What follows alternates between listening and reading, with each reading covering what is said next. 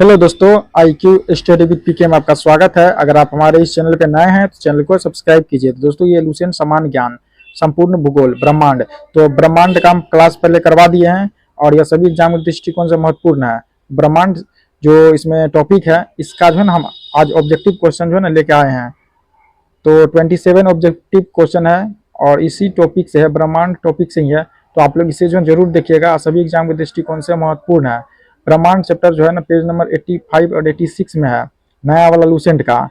तो उसी से हम करवा रहे हैं। जैसे देखिए, इसका ब्रह्मांड का जो है ना हम थ्योरी क्लास करवा दिए हैं, तो आज इसका जो है ना मल्टीपल चॉइस यानी ऑब्जेक्टिव क्वेश्चन जो होगा, इसी को हम करवाएंगे। चैनल पर नए हैं, चैनल को सब्सक्राइब कीजिए और सभी एग्जाम के दृष्टिकोण से बहुत ही महत्वपूर्ण है। तो चलिए हम ब्रह्मांड का जो है ना आज क्वेश्चन करते हैं। एक नंबर का प्रश्न है, ब्रह्मांड किसे कहते हैं। पहला प्रश्न क्या है, ब्रह्मांड किसे कहते हैं। तो देखिए, ब्रह्मांड उसे कहते हैं द्रव्य एवं ऊर्जा के समग्र रूप को क्या कहते हैं, ब्रह्मांड कहते हैं। एक नंबर राइट आंसर होगा ऑप्शन नंबर सी, क्या हो जाएगा, द्रव्य एवं ऊर्जा के समग्र रूप को। 2 नंबर का प्रश्न है, ब्रह्मांड के अध्ययन को क्या कहा जाता है।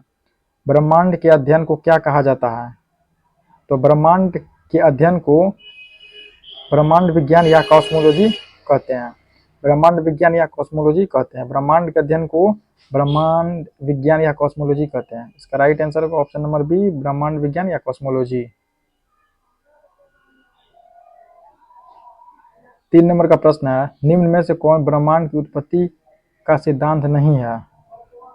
तो यहाँ क्या पूछा गया, नहीं पूछा गया, तो कौन नहीं है। तो ऑप्शन नंबर डी क्या जो होगा, गुरुत्वाकर्षण सिद्धांत। ये नहीं होगा, आंसर होगा। देखिए होगा कौन, महाविस्फोटक सिद्धांत होगा, स्थिर अवस्था सिद्धांत होगा और स्पंदन सिद्धांत होगा।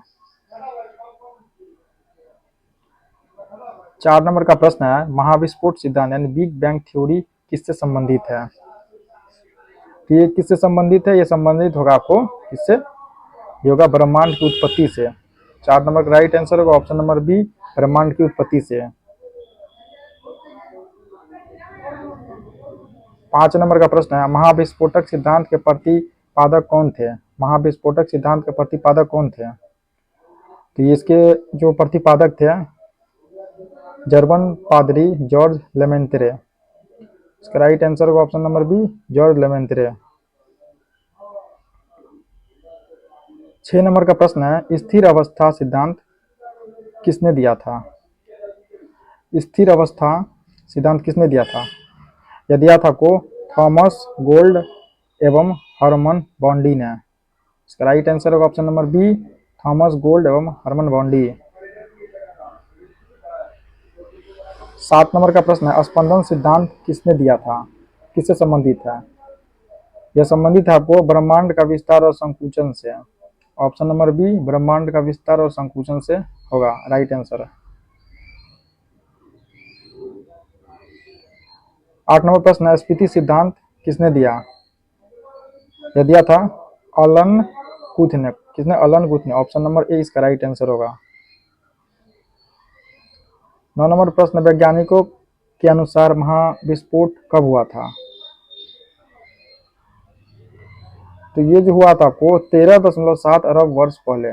ऑप्शन नंबर सी इसका राइट आंसर होगा, 13.7 अरब वर्ष पहले।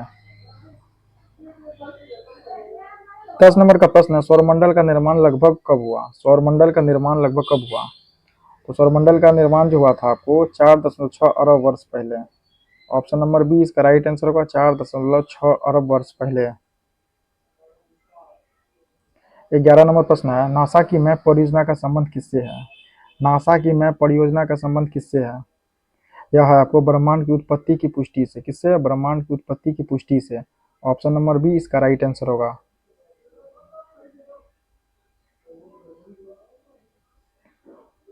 12 नंबर प्रश्न, मैप का पूरा नाम क्या है। मैप का पूरा नाम क्या है। तो मैप का पूरा नाम है microwave anisotropy probe. Option number B इसका राइट आंसर होगा। 13 नंबर प्रश्न है, डब्लू मैप का पूरा नाम क्या है। इसका जो पूरा नाम होगा आपको Wilkinson microwave anisotropy probe. Option number B इसका राइट आंसर होगा। 14 नंबर प्रश्न है, भूवैज्ञानिक समय का सबसे बड़ा खंड क्या कहलाता है। भूवैज्ञानिक समय का सबसे बड़ा खंड क्या कहलाता है। यह कहलाएगा आपको इयॉन। ऑप्शन नंबर सी इसका राइट आंसर होगा, क्या हो जाएगा, इयॉन, EON। 15 नंबर प्रश्न है, भूवैज्ञानिक समय का सही क्रम क्या है? इसका सही क्रम होगा इयॉन, महाकल्प, कल्प, युग और काल। ऑप्शन नंबर बी इसका राइट आंसर होगा। 16 नंबर प्रश्न है, ब्रह्मांड के निरंतर विस्तार के प्रमाण किस वैज्ञानिक का नाम से जुड़ा हुआ है? यह जुड़ा हुआ है आपको एडविन हब्बल के नाम से। Option number B Edwin Hubble. 17 नंबर प्रश्न है, CERN द्वारा LHC यानी लॉर्ज हैड्रॉन कोलाइडर कहाँ स्थापित किया गया है? यह किया गया आपको कहाँ पे, जिनेवा। ऑप्शन नंबर सी इसका राइट आंसर होगा, जिनेवा। 18 नंबर का प्रश्न है, LHC में प्रोटॉन बीम को किस गति के लगभग चलाया जाता है? यह जो चलाया जाएगा आपको प्रकाश की गति के। ऑप्शन नंबर बी प्रकाश की गति। 19 नंबर प्रश्न है, हिग्स बोसॉन को किस नाम से भी जाना जाता है? हिग्स बोसॉन को किस नाम से जाना जाता है? यह जाना जाता है आपको गॉड पार्टिकल के नाम से। किससे? गॉड पार्टिकल के नाम से, God particle. Option number a god particle right answer होगा। 20 नंबर प्रश्न है, CERN ने हिग्स बोसॉन जैसे कण की खोज कब की? इसका खोज किया 2012 में। ऑप्शन नंबर सी इसका राइट आंसर होगा, 2012। 21 नंबर प्रश्न है, ब्रह्मांड का व्यास लगभग कितना माना गया है? ब्रह्मांड का व्यास कितना माना गया है? तो ब्रह्मांड का व्यास माना गया 10 का पावर 8 प्रकाश वर्ष। ऑप्शन नंबर बी 10 का पावर 8 प्रकाश वर्ष।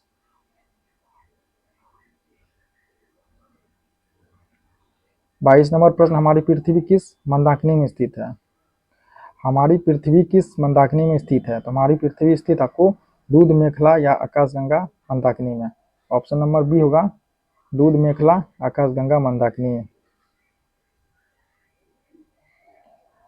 23 नंबर प्रश्न, आकाशगंगा की सबसे नजदीकी मंदाकिनी कौन सी है?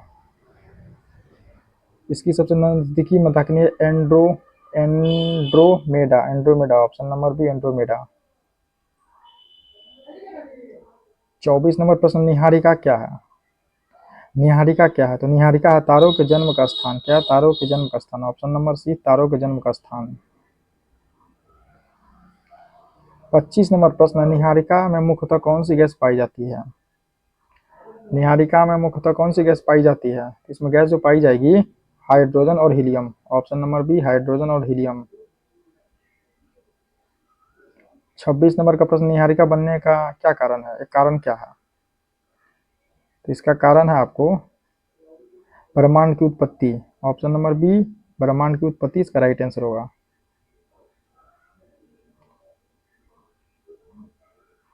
27 नंबर प्रश्न है और इस टॉपिक का लास्ट प्रश्न है, निम्न में से कौन सा निहारिका का प्रकार नहीं है या नहीं पूछा गया? योगा ताप निहारिका। ऑप्शन नंबर डी ताप निहारिका।